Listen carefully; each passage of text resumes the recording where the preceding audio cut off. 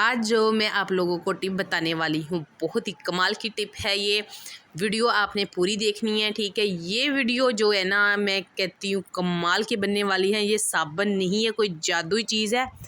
आपको मैं बताती चलूँ कि आपके चेहरे के तमाम मसाइल का हल है। अगर आपके चेहरे पे दाने हैं, एक्नी है, गर्मी हो चुकी है, तो उसकी वजह से आपके चेहरे पे बहुत ज़्यादा दाने निकल रहे हैं, ठीक है। छाइयाँ हैं, उम्र से पहले झुर्रियाँ पड़ गई हैं, ठीक है।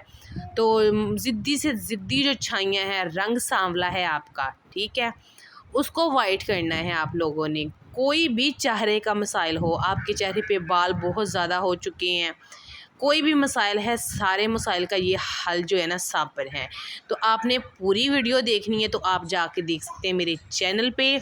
सिर्फ़ एक साबुन से आपके चेहरे के तमाम मसाइल हल होने वाले हैं इंशाल्लाह। और आप मुझे बहुत जल्द कमेंट में बताएंगे।